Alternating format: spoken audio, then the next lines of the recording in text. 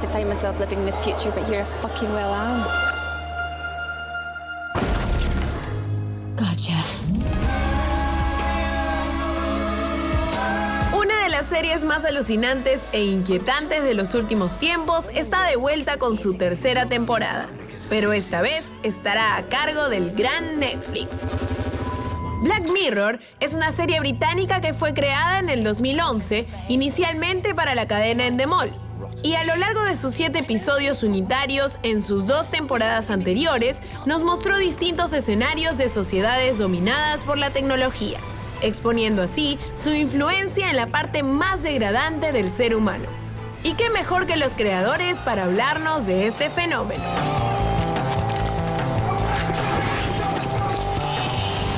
Hi guys.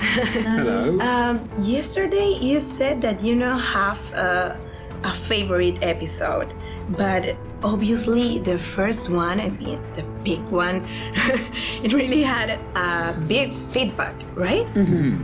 What do you think about it? It's an interesting one, and you get a different response in different countries. So, I mean, often in America, a lot of people are kind of really revolted by that, whereas in Britain we laughed a lot more. It was partly because it turned out to be half true about our Prime Minister, incidentally, which was demented.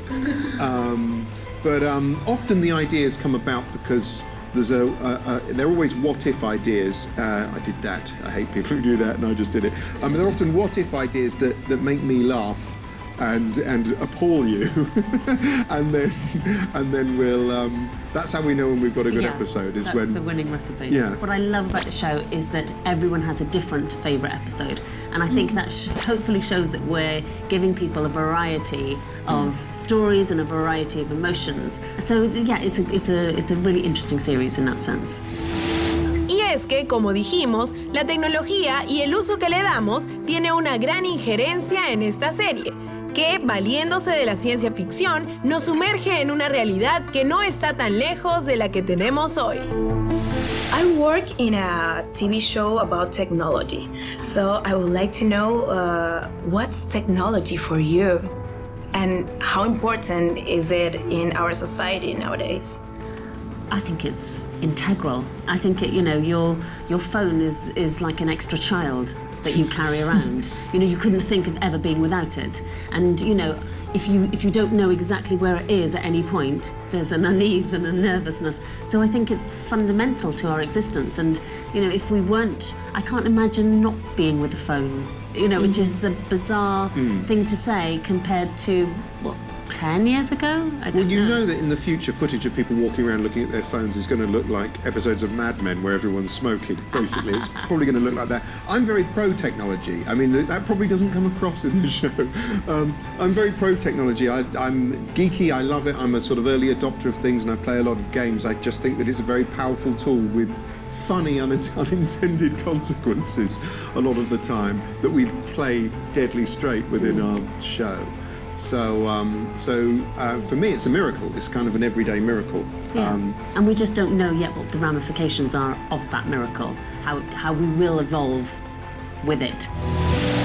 Pues bien, esta serie que ha tenido más de 10 nominaciones a importantes premios internacionales e incluso ganó un Emmy en el 2012 por la categoría de Mejor Película para Televisión, regresa recargada con los creadores originales de la mano de Netflix y están listos para traernos 6 nuevas historias en una tercera temporada que verdaderamente promete. So you recently logged your first kill. Huh? And how did that feel? Tell me about these topics we could watch in this new season. Well, it's kind of like a film festival with 6 different films, effectively, is the way we've approached it. We've got, and for people who aren't familiar with the show, every single episode is a completely different story with a completely different cast, different director, different setting. We've got detective story this time round. We've got romance set in the 80s. We've got a social satire. We've got sort of thrillers, a horror romp. We've got a wide variety of sort of styles this time around, but we're keeping it all under the kind of unsettling, creepy Black Mirror umbrella There's probably a wider variety than we've had in previous seasons, and kind of it's more ambitious. Yeah. So the great thing is that when you start watching, you don't know what you're going to get. So it's very unpredictable, and you'll watch your first episode and you're not quite sure where you're going, which is lovely and quite thrilling, I think, for a viewer. Yes, but it should sure. always be through that Black Mirror prism. Yeah. Okay, guys, thank you. Oh, thank you. Todo está dicho. La tercera temporada de Black Mirror estará disponible en nuestras pantallas vía Netflix a partir del 21 de octubre. ¿Estás listo para enfrentar lo que se viene?